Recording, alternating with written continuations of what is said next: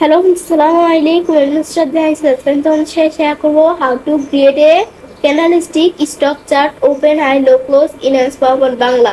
অর্থাৎ তখন শেয়ার করবো কিভাবে আমরা MS PowerPoint এর মধ্যে একটা candlestick stock chart তৈরি করতে পারি। তো কাজটা করার ক্ষেত্রে আমি এটা মিনিমাইজ করি। মিনিমাইজ করার পরে বিষয়টা আমরা করবো, সেই ক্ষেত্রে আমার এখানে একটা ডাটা তৈরি করা আছে, তো এটা দিয়ে বিষয়টা আমি তোমাদের দেখাবো। তো এখন আমি যদি আমাদের এখান থেকে আমরা ডাবল ক্লিক করি, ডাবল ক্লিক করলে কিন্তু আমরা এখন বিষয়টা ওপেন হচ্ছে, ওপেন হয়ে গেল। তো এটা আমাদের কিসের ডাটা? আমাদের এখানে একটা সুগারের price open high low close হিসেবে একটা ডাটা আমরা তৈরি করছি। এখন আমরা আমাদের এখান থেকে আমরা এই যে ডেট, এখান থেকে এই এভাবে আমাদের ডেট গুলো দেওয়া আছে। তাহলে তোমাদের বিষয়টা একটু দেখাইলে তোমরা বুঝতে পারবে। আমি যে বিষয়টা করবো, আমার তো এটা সিলেক্ট করা নাই, তাই আমি এই যে এভাবে টান দিয়ে সিলেক্ট করে নিতে হবে। যখন আমি আমাদের যখন এই যে এভাবে টান দিব, টান দিয়ে সিলেক্ট করার পর আমি এখন আমাদের কন্ট্রোল সি দিয়ে এটা কপি করবো। কপি করার পর আমরা বাইরে কাজটা রাখবো, রাখার পর আমি যে আমাদের কাজটা করবো সেই ক্ষেত্রে আমরা উইন্ডো থেকে নিউ স্লাইড এসে আমি চেলে এই যে এরকম একটা আমাদের নতুন স্লাইড নিয়ে এই যে এরকম লেআউটে স্লাইড নেওয়ার পর ইনসার্ট স্লাইড থেকে যে স্টক থেকেও কাজটা করতে পারি। তাছাড়াও আমি যদি এই যে এখান থেকে আমরা কি করে এটা ডিলিট করে এরকম একটা ব্ল্যাঙ্ক স্লাইড নেই, নেওয়ার পর আমরা এই যে এখান থেকে আমরা আমাদের কি করব, এই যে আমরা এই চার্টে আসবো। আমাদের প্রথমে এখানে ক্লিক করে নিতে হবে, পর আমরা চার্টে আসবো। এখন এই যে স্টকে এসে আমরা কাজটা করব। এখন আমরা যে চার্টটা আমরা করতেছি, এখন আমাদের দেখতে হবে যে আমরা আমাদের যে ডাটাগুলো নিয়েছি কোন চার্টটার সাথে ডাটাটা মিলে।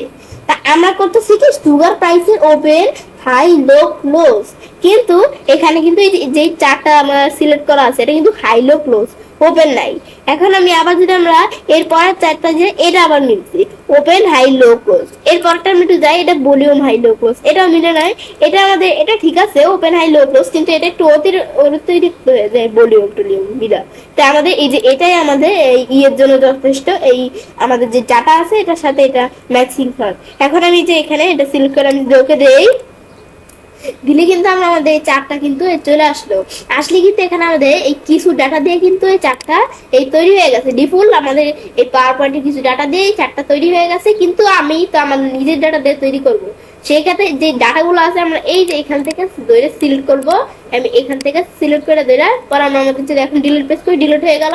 এখন আমরা এই যে এখানে কাজটা রাখবো, রাখার পর আমি কন্ট্রোল বি দিলে বিষয়টা কিন্তু আমাদের পেস্ট হয়ে গেল। তাই এটা আমাদের কিভাবে পেস্ট হয়েছে আমি এটা ধরো ডিলিট করে আবার একটু পেস্ট করি। আমি যেখানে আমাদের ক্লিক করি, তো এখন আমরা আমাদের যেদিকে ভালোভাবে কাজটা রেখে আমি যদি এখন কন্ট্রোল বি দিই তার বিষয়টা কিন্তু পেস্ট হয়ে গেল। তখন মনে আমাদের সুন্দর করে পেস্ট করা হয়নি। তো এখন এই যে এভাবে যখন এটা আসলো, আসার পর আমরা এখান থেকে যাই হোক এখন আমরা এটা সাইজ করে এভাবে রাখবো।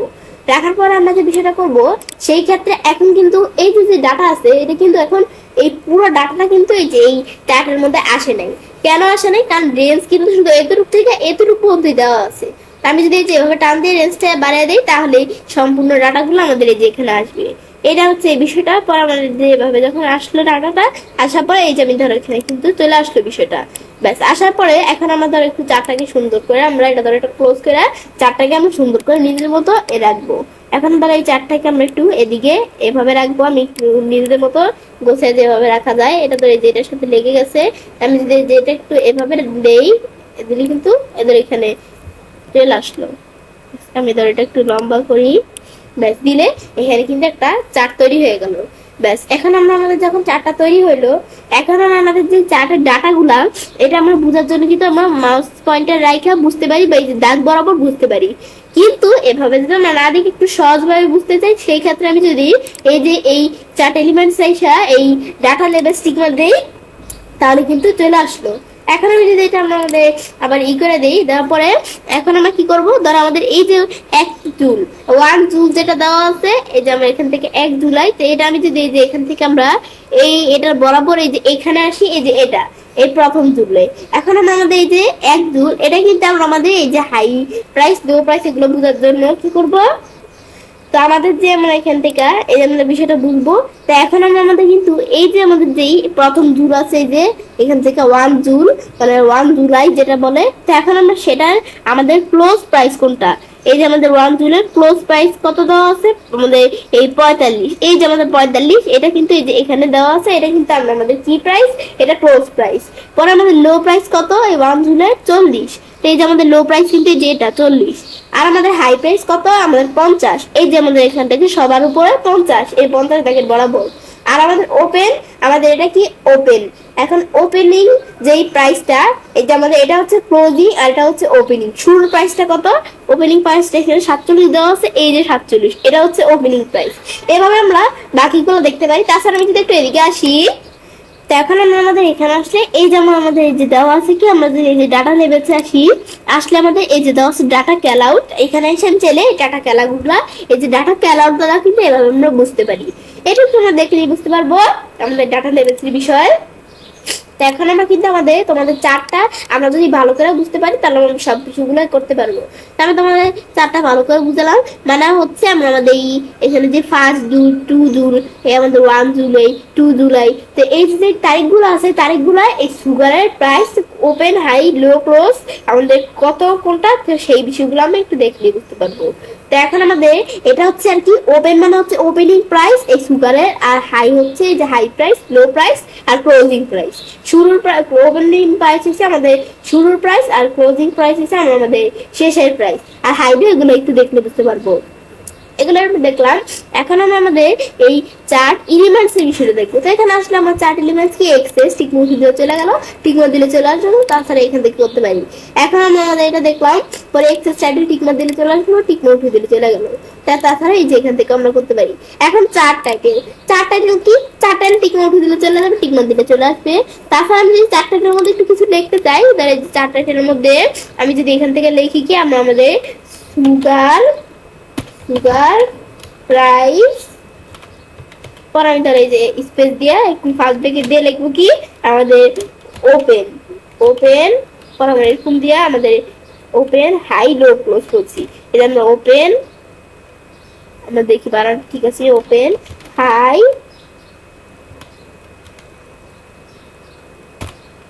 লো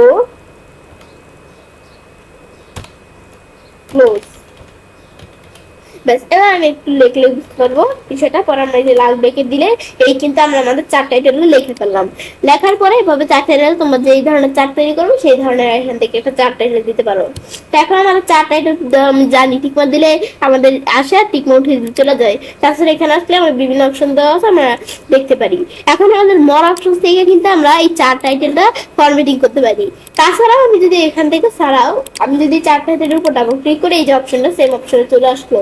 তাছাড়া এক চার্ট এলিমেন্টস থেকে চার্ট টাইটেল থেকে এই যে মোর টাইটেল অপশন থেকেও কাজটা করতে পারি।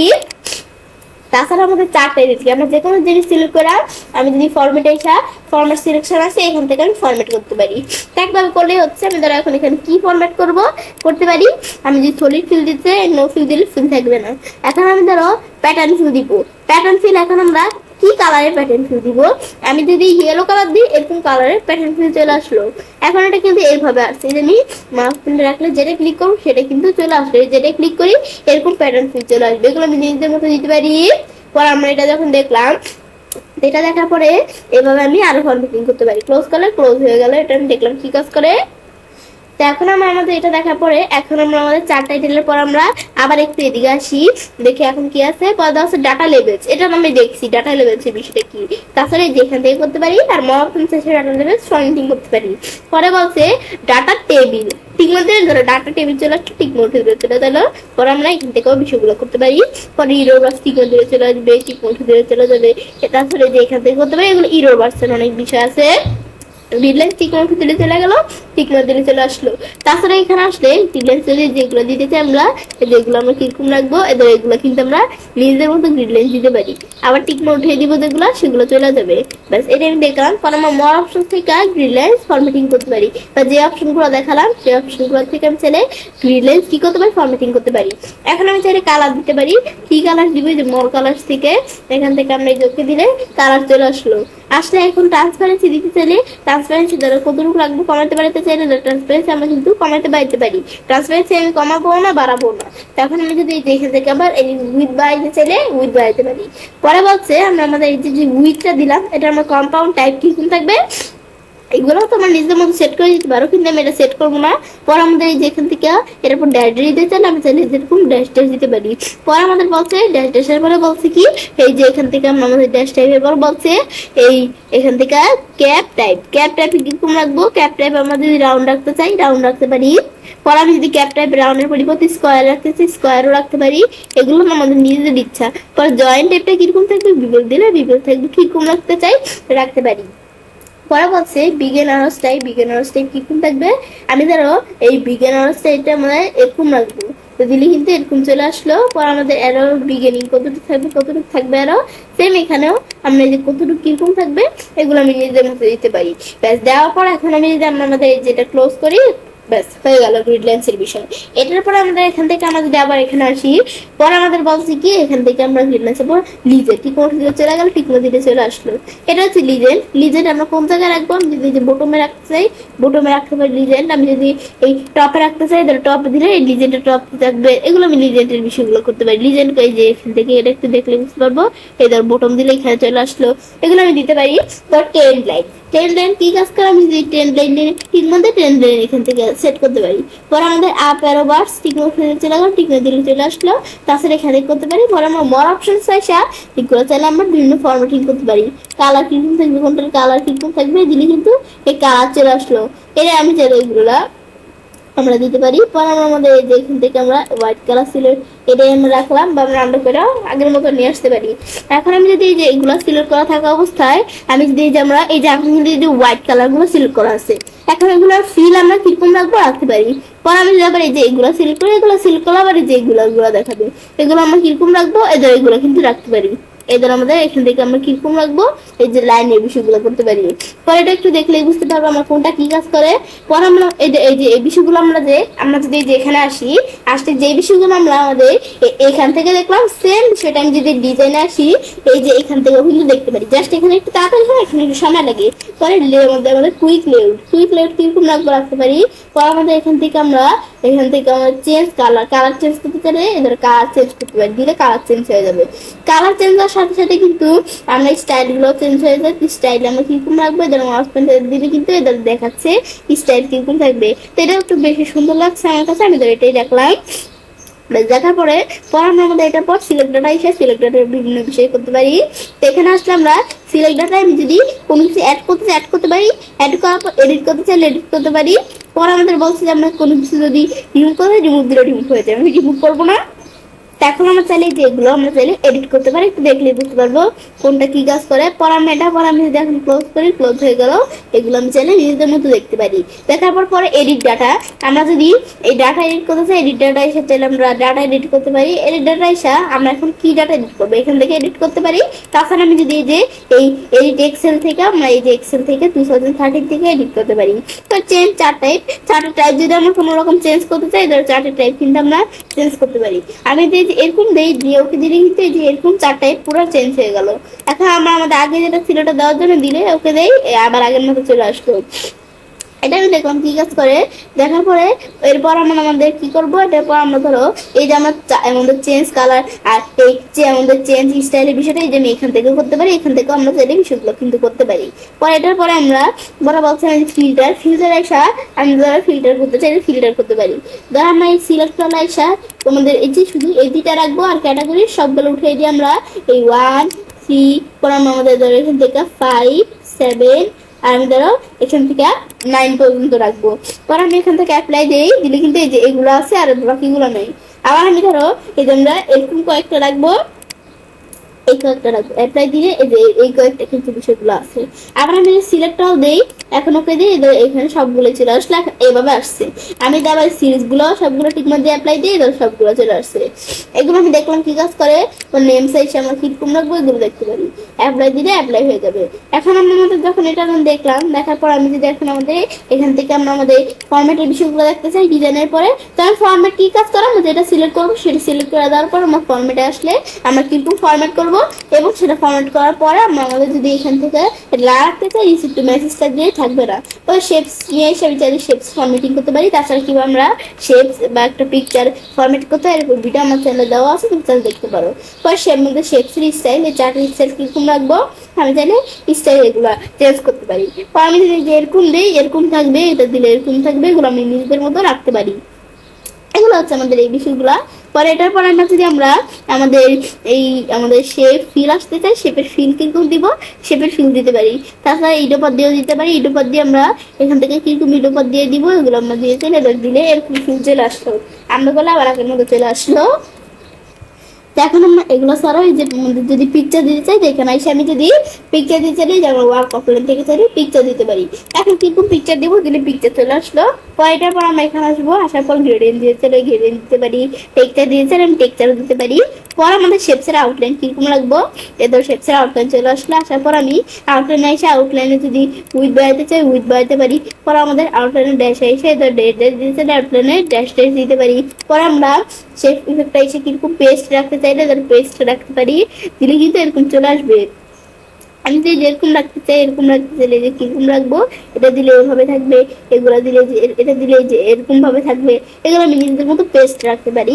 পরে বলছে আমরা শ্যাডো রাখতে চাইলে ধরো শ্যাডো দিতে চাইলে নিচ দিয়ে আমরা শ্যাডো দিতে পারি, এদের শ্যাডো চলে আসছে। পরে আমরা আমাদের এখান থেকে আবার এখানে আসলে গ্লো দিতে চাইলে গ্লো দিতে পারি। তাছাড়া যে গ্লো অপশন থেকে আমি নিজেদের মধ্যে কি গ্লো দিব এই যে দিতে পারি, দিলে এখন আমি যদি সাইজ বড় করতে চাই গ্লোর সাইজ বড় হয়ে গেল। এগুলো একটু দেখলে বুঝতে পারবো কি কাজ করে।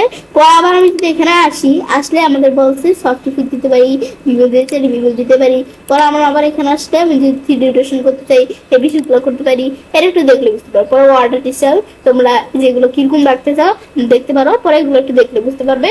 পরে আমাদের বলছে সাইজ, সাইজ এসে কি আমি যদি এই চারটার হাইট উইথ কমাইতে বাড়াইতে চাই এগুলো আমরা কমাইতে বাড়াইতে পারি, পেন্সিলের কাজটা করতে পারি। এবার আমরা খুব সহজে পাওয়ার পয়েন্টের মধ্যে একটা ক্যান্ডেলস্টিক স্টক চার্ট তৈরি করতে পারি। ফ্রেন্ডস, আমার আজকের এই ভিডিও তোমাদের ভালো লেগে থাকে তোমার চ্যানেলটি সাবস্ক্রাইব লাইক করুন, সবার সাথে শেয়ার করবেন।